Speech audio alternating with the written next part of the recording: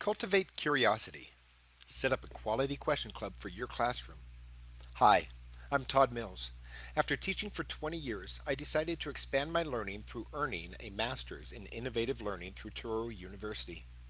To briefly share what I've learned, I will guide you through the capstone website I created for this program. To get into the right mindset, let's start here. What if you could help your students ask questions? Really good questions. Maybe even quality questions. How can we cultivate curiosity and quality questions in our Hi, why classrooms? do you have a big garden? Why are these flowers blue and have lots of? Why are these plants so viney? Why do some flowers have seeds? Why do children ask why? Why do they stop? How can we educators cultivate curiosity in the classroom? How can we encourage students to ask better questions? How, then, can we create an environment that embraces and rewards the questioner? The desert in the summer looks like a dead land, yet, when the rain returns, there's an explosion of color. We can take a field of grass, yet with the right cultivation and environmental changes, we can help it feed a community.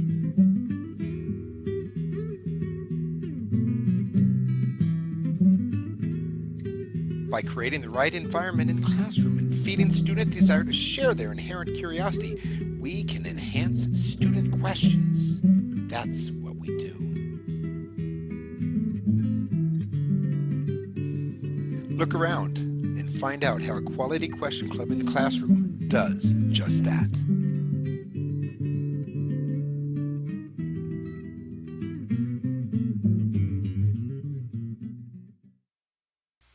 Why quality questions?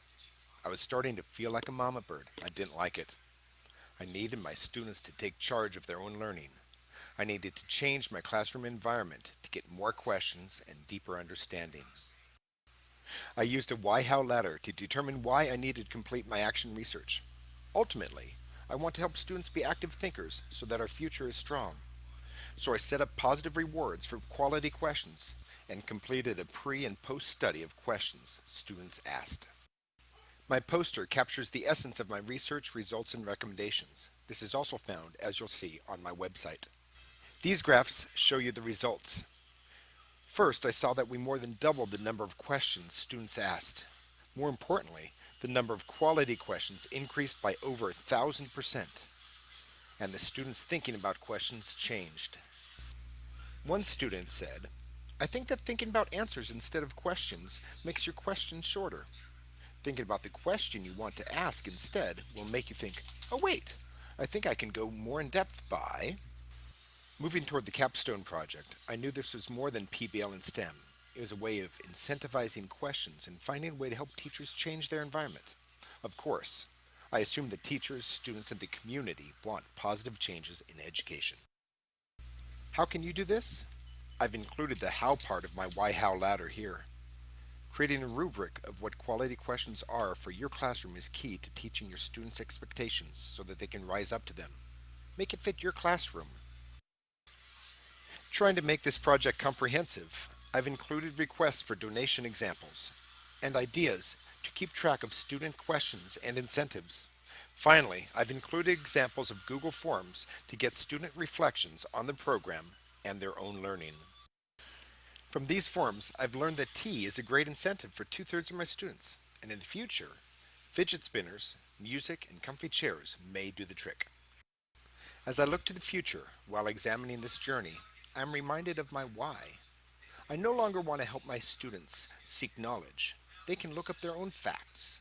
I want to help my students seek wisdom to help with their own decision making. Not, how fast does a hummingbird flap its wings, but how can we study this hummingbird to help ourselves, our community, and our world? Moving forward and thinking of future action research, I want to know, is there a statistical difference in numbers of questions asked based on gender or ethnicity? If there is, could I discover a reason why using Dervin's sense-making methodology? Some final thoughts. Recently, my wife asked, how do you know how to do that? My answer was quite simple. I learned it through this program with the support and encouragement of my professors and fellow students. Thank you, Touro University, my professors, and my cohort members for helping me become a better teacher. And thank you, Napa Learns, for your generosity to our Napa community and me in particular, so that I can learn new tools to help our students be successful in school and life. Now, I am ready to teach.